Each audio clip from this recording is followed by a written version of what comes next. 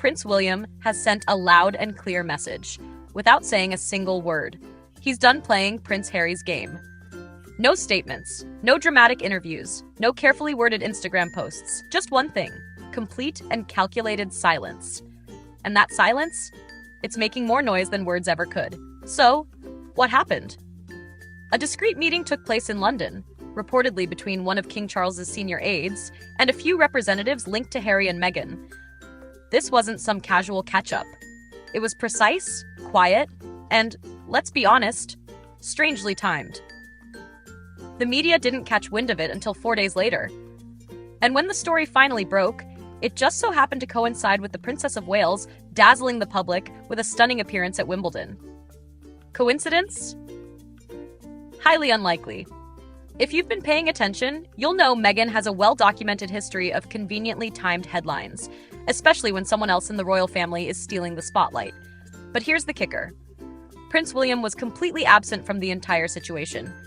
No representative, no comment, no presence whatsoever. Some insiders say he was left in the dark. Others believe he knew exactly what was happening and intentionally stayed out of it. And that's where things get interesting. William's stance on Harry has evolved. This isn't about hurt feelings anymore. It's about strategy. He's the heir to the throne, after all. He has a legacy to protect, a family to lead, and a country watching his every move. In his world, staying away from drama isn't just wise, it's leadership. According to several sources close to Prince William, Harry's name doesn't even come up in conversation anymore. William doesn't mention him, doesn't ask about him, and certainly isn't looking to reconnect. Not now, not anytime soon. One royal insider didn't mince words. William will never forgive Harry. Ever. That's not hyperbole. That's the current atmosphere inside palace walls. Forgiveness isn't just off the table. It's locked away somewhere deep in Buckingham Palace, gathering dust. And honestly, that tracks. Harry and Meghan haven't exactly held back. From high-profile interviews to Netflix docuseries, cryptic book passages to pointed podcast comments, they've made a career out of airing royal grievances for public consumption. Meanwhile, William and Catherine have chosen a completely different strategy. Quiet dignity, controlled presence, zero chaos. And that's what makes William's silence so powerful. It's not indifference, it's intention. He's drawing a clear line. You chose this path, I didn't. So don't expect me to walk it with you. And for someone like William, who grew up under a microscope, every teenage stumble scrutinized, establishing that kind of boundary isn't just wise, it's necessary. Then, there's the optics. William and Catherine are stepping firmly into their roles as the monarchy's future. Every outing, every photograph, every gesture is carefully calculated. Take Wimbledon, for example. That wasn't just a charming family day out, it was a statement. Catherine radiated elegance. Polished, poised, and undeniably regal in her white self-portrait dress, like diplomacy stitched into fabric. While Harry and Meghan were making headlines for secret meetings and private tension, the Prince and Princess of Wales were busy making an impression. Public, composed, and completely unbothered. And that, more than any tabloid jab or royal rebuke, is what likely stings the most for the Sussexes. Not being shouted at, not being criticized, but being completely and purposefully ignored. Because silence, when used with precision, can speak louder than any interview or contract. And right now, Prince William's silence is echoing louder than Harry's entire Netflix deal. The timing of that leaked meeting in London couldn't have been more calculated. A quiet, behind-the-scenes exchange between one of King Charles's top aides and representatives from Harry's circle, discreetly captured on camera and then conveniently leaked just as Princess Catherine was stealing the spotlight at Wimbledon? Let's not kid ourselves. That wasn't coincidence. That was a carefully timed move. And if there's one thing Meghan has proven time and again, it's that she knows exactly how to hijack a headline. The goal was crystal clear: steal the spotlight. Catherine's public appearance was commanding glowing media attention. Her elegance, her style, the display of a united royal family. It was dominating every front page. And then, almost like clockwork, boom. The press suddenly starts buzzing about a secretive meeting between Harry's team and the king's staff. But let's be clear.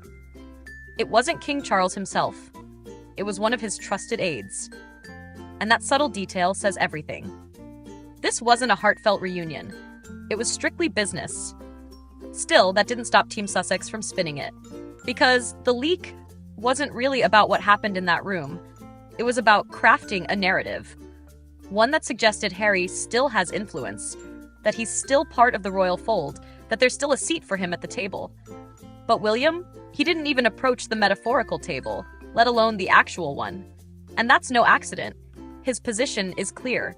No games, no olive branches, no performative peacemaking. And the fact that his name didn't appear anywhere in the media coverage of that meeting only reinforces how far he's distanced himself. That distance, it's not just emotional. It's strategic. It's protective. The more William stays out of the noise, the more respect he earns from the public. People are exhausted by the drama. They don't want another tell-all or thinly veiled attack. They want reassurance, strength, a steady hand. And William, by consistently choosing silence and dignity over chaos, is offering exactly that. Now, King Charles? He's in a more complicated position. He's not just the monarch. He's also a father. And like any father, part of him probably holds out hope that some kind of healing is still possible. But here's the reality. If communication with Harry is going to happen at all, it will need to come with firm, unshakable boundaries. The palace has no interest in getting burned twice, and that's likely why the recent London meeting flew so far under the radar. No titles, no fanfare, no formalities, just aides talking quietly behind closed doors. And frankly, that might be the only type of contact King Charles can realistically maintain with Harry now. Something discreet, unofficial, and completely disconnected from the rest of the family. Because the moment Harry and Meghan even smell proximity to royal affairs, they twist it. They repackage it into a redemption arc, a royal comeback. As if they're still part of the inner circle, when in reality, they're speaking into the intercom from the other side of the gate. William knows this game all too well. He's watched private family moments get spun into viral headlines, seen intimate gestures turned into ammo. So now, he's not even opening the door. He's locked it, thrown the key in the Thames, and moved on. And Catherine? She's standing right beside him. Every time she appears in public, it's like a masterclass in restraint elegance. Her outfits, her composure, the way she connects with people. It all sends the same unspoken message. We're thriving, we're focused, and we're done with the drama. There's a reason the public is rallying around the Wales family. They've become the embodiment of what the monarchy wants to project. Calm, united, future-ready. By refusing to be baited into Harry and Meghan's endless cycle of chaos, they're showing they're the grown-ups in the room. William isn't being cold, he's being done. And that's what makes his position so effective. The brilliance of his strategy is that it takes away Harry and Meghan's greatest tool, someone to blame. Without access, without interaction, there's nothing to twist. No awkward glances, no half-quotes, no tension to leak to the press. They've been effectively written out of the script, while the Wales family continues to star in their own carefully directed narrative. For years, the Sussexes have thrived off the storyline of being sidelined. But when William steps so far back that there's nothing left to push against, that narrative falls apart. And that's exactly what we saw with the London leak.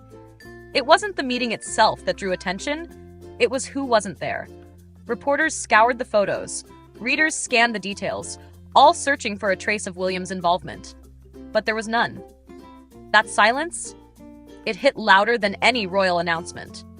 Even Catherine's fashion during that week wasn't accidental. At Wimbledon, she wasn't just the picture of royal grace. She looked like the queen in waiting. Polished, composed, completely unfazed.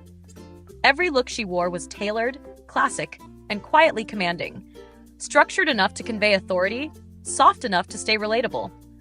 While Meghan often leans into oversized silhouettes that seem to wear her rather than the other way around, Catherine's wardrobe tells a story. She dresses with intention. And that intention is power. One outfit stood out, a belted, crisp white dress with a flowing skirt. It struck the perfect balance, elegance with edge. And most importantly, it shifted the headlines. Instead of obsessing over rumors and leaks, the media focused on how effortlessly Catherine carried herself. That's not just good press, that's precision PR without saying a single word. Meanwhile, Harry and Meghan remain stuck in a feedback loop. where every move they make feels like a headline in search of a narrative. But here's the catch. When no one's responding, when William and Catherine refuse to engage, the whole operation falls flat. You can't be wronged by people who aren't even acknowledging you. Even King Charles seems to be walking a very thin line. He knows he can't publicly welcome Harry back into the royal fold without risking the structure William's building. But he also can't completely shut out his son without backlash. That's why these meetings stay low-key. No limousines, no press briefings, just hushed conversations behind the scenes. It's Charles trying to hold on to a thread of fatherhood without tearing apart the royal image William is carefully curating. The message from the palace is clear. The future belongs to stability. Not spectacle, not scandal, just steady hands and quiet strength. And when it comes to that, William's playing the long game. Every shady leak, every media trap, every PR stunt slides right off, because there's nothing to stick to. No responses, no drama, just silence. But it's not empty silence. It's powerful. Paired with Catherine's grace and their children's visible warmth, it creates something the Sussexes can't replicate. A family that's focused, united, and moving forward, while the door to the past stays firmly closed. And no matter how loud Harry and Meghan knock, the palace isn't answering.